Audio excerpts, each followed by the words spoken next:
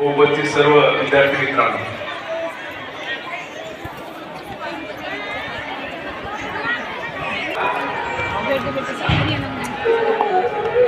सर्वांनी आता न्यायमुद्रेमध्ये बसायचं आहे. न्यायमुद्रेत बसा सगळेजण.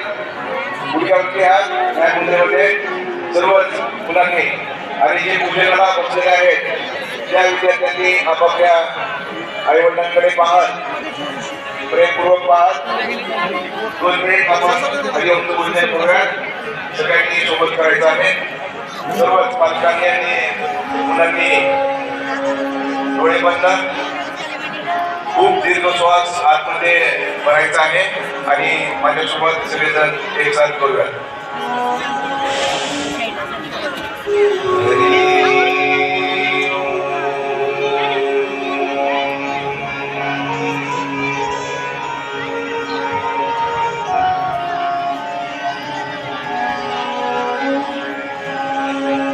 दीर्घ श्वास घ्यायचा आहे.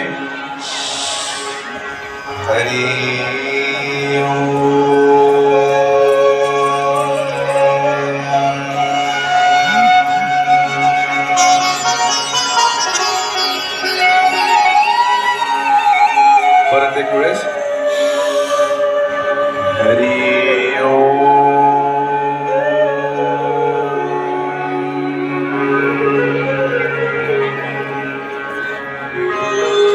सर्व विद्यार्थ्यांनी करायचं आहे. खूप श्वासात मध्ये घ्या.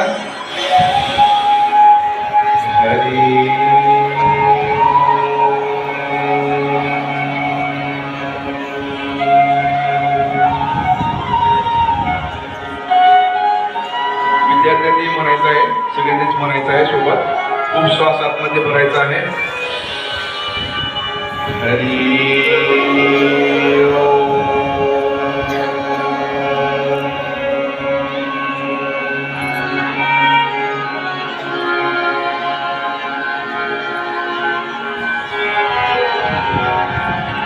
आणखीन एक वेळेस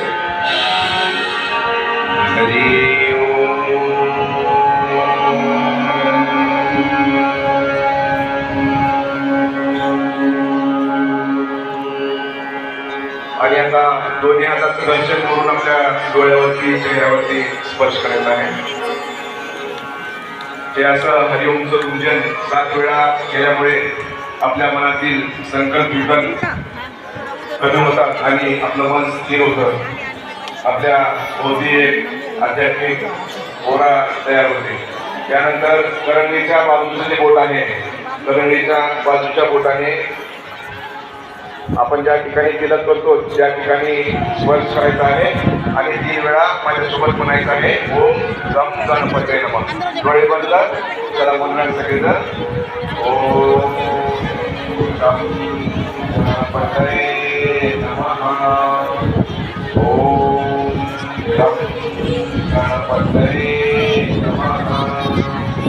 ओम गम गणपतये आता कल्पावरती स्पर्श करत आहे.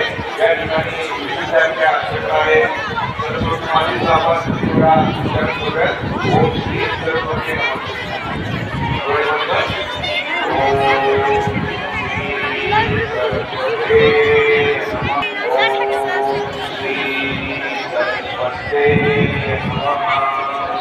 आणि आता दोन्ही हात जोडून 3 वेळेस ओम श्री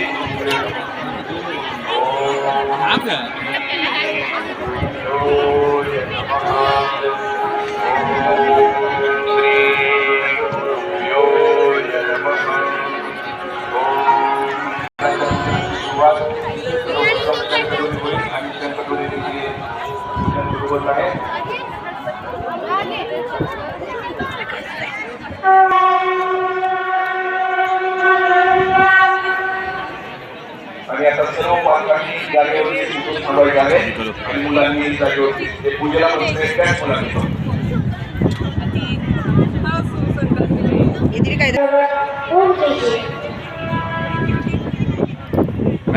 पूजनाच्या विद्यार्थ्यांनी मुलांनी जागेवरती उठून थांबायचं आहे. एक सूचना आपल्याला या ठिकाणावर मिळेल. त्या सूचनेप्रमाणे आपल्याला विधी करायचा आहे. कृपया विद्यार्थ्यांनी लक्ष द्यावं. आणि आता ताटातील जे कुंकू आहे तो कुंकू आपल्या आईवडिलांना तिलक करायचा आणि समोर बसलेल्या सर्व विद्यार्थ्यांनी गीत होताना हळूहळूपणे टाळ्या वाजवायच्या.